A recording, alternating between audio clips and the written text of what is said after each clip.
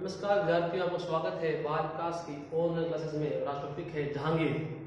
कल पढ़ा था हमने किस तरह से अकबर की मृत्यु हो जाती है और अकबर की मृत्यु के पश्चात अकबर अपने पुत्र सलीम को अगला बादशाह घोषित कर देता है। हमने पढ़ा था कल कि किस तरह से जहांगीर के पुत्र खुसरो भी राजगद्दी के हकदार थे, परंतु अंत में क्या होता है कि अकबर के द्वारा जहांगीर को बादशाह घोषित कर दिया जाता है। तो आज पढ़ेंगे जहांगीर को। तो आप जानते हैं इनका वास्तविक नाम क्या था? सलीम। शुरुआत से ही पिता पुत्र में बनती नहीं थी। और जानते हैं अकबर के 9 रत्नों से एक अब्बुल फजल की हत्या भी सलीम के द्वारा ही करवाई गई थी। अब्बुल फजल की हत्या सलीम के द्वारा ही करवाई गई थी। और जानते हैं कि इनके पुत्र खुसरो ये कहां गए थे? गए थे गुरु अर्जुन देव के पास। गुरु अर्जुन देव जी। हाँ। और जानते हैं कि गुरु अर्जुन देव गुरु ने क्या बोला कि अगले बात से तुम मनोगे। लेकिन जब क्या हुआ, जब खुसरो की हत्या हो चुकी थी, आज जानते हैं कि बाद में क्या किया जहांगीर ने बाद में खुसरो को बंदी बना लिया था और उसे अंधा करवाकर जेल में डाल दिया। और गुरु अर्जुन देव जी को इनको भी गिरफ्तार कर लिया गया। क्योंकि इन्होंने ही खुसरो की सहायता की थी। और यहाँ क्या होता है, गुरु अर्जुन देव जी की हत्या भी करवा दी जाती है जहांगीर द्वारा। यहाँ जहांगीर है वो गुरु अर्जुन देव की हत्या भी करवा देता है। इसके अलावा हम देखें कि जहांगीर ने अपने पुत्र की हत्या करवाई थी। इसके अलावा पुर्तगाली भी इसी के टाइम भारत में आए थे और इन्होंने व्यापार की परमिशन भी मांगी थी। वैसे आपको बताऊं मैं कि पहला पुर्तगाल था वो 1498 का भाग आया था। यहां व्यापार की बात कर रहे हैं। फर्स्ट विदेशी पुर्तगाली कौन था? वास्को डी गामा ये आया था फर्स्ट, जो इंडिया आया था। तो यहाँ जहांगीर ने क्या किया, पुर्तगालियों को, अंग्रेजों को भारत में व्यापार करने की परमिशन प्रदान कर दी थी। और हम देखें इसके पश्चात, इसके अलावा कि किस तरह से बाद में क्या हुआ। एक थी महिला, नाम क्या? मेहरुनिसा। ये इसके एक सेनापति अफगान, शेर अफगान की पत्नी थी। एक युद्ध में क्या होता है, शेर अफगान की मृत्यु हो जाती है और उसकी विधवा को जहांगीर क्या करता है, अपने महल में ले आता है अपनी माता की सेवा के लिए। वहां ये इसकी सुंदरता को देख के क्या होता है, मोहित हो जाता है और ये इससे शादी का प्रस्ताव करता है। तो यहाँ क्या होता है, मेहरुनिसा इससे शादी कर लेती, इससे जहांगीर से क्या होता है, इनका विवाह हो जाता है। और विवाह के बाद क्या होता है कि सारी शक्तियां हैं, सारी राज्य की शक्तियां हैं, वो किसके पास आती है?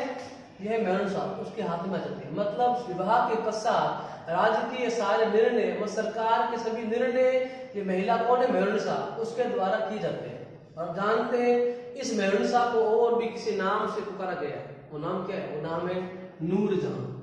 ये नाम प्रदान किया गया था जहांगीर द्वारा, नूरजहां। इसका मतलब क्या होता है? विश्व की रोशनी। विश्व की रोशनी, इस नाम से मतलब लगता है विश्व की रोशनी, नूरजहां। ठीक है। इसके बाद देखिए नूरजहां क्या किया। नूरजहां ने अपने पिता, अपनी माता, अपने भाई सभी को दरबार में शामिल कर लिया। इसके भाई कौन है? इस भाई है आसफ खान। कौन है? आसफ खान। हमने पढ़ा हुआ है कि इत्र का आविष्कार भी नूरजहां और उसकी मां के द्वारा ही किया गया। आसफ खान इस दरबार में आ चुके। जानते हैं बाद में इन भाई बहनों का कुछ बढ़ती नहीं है। जहांगीर इसको राजकीय कार्यों में इतनी रुचि नहीं थी। और यहाँ पर क्या था, नूरजहां उसके भाई आसफ खान में आपस में प्रतिद्वंद चलता है। मतलब भाई बहन में झगड़ा आरंभ हो जाता है। इसके लिए शासकीय शक्तियों के लिए एक प्रश्न बनता है स्थापत्य कला का स्वर्णकाल। स्थापत्य कला का स्वर्णकाल। स्थापत्य बोलते हैं भवन निर्माण को। भवन निर्माण मतलब जहांगीर के समय में सबसे ज्यादा बिल्डिंग्स या महल बोल दो, किले बोल दो, वो बनवाए गए थे मुगल साम्राज्य में। तो स्थापत्य कला का स्वर्णकाल कौन सा है? जहांगीर का बोला गया है। इसके बाद केवल असफ खान क्या किया? असफ खान ने अपनी पुत्री मुमताज का विवाह इसे कर दिया, शाहजहां से कर दिया। ये कौन है? ये इसी जहांगीर का पुत्र है। इसके बारे में बाद पढ़ेंगे पटेल जहांगीर। हाँ,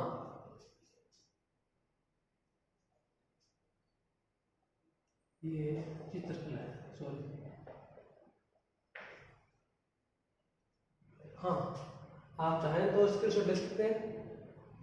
हाँ, इसके बाद देखिए भाई कि जहांगीर क्या होता है, बीमार होता है और एक ध्यान में भाई इसी के समय एक काम हो, कौन सा? मेवाड़ वाला।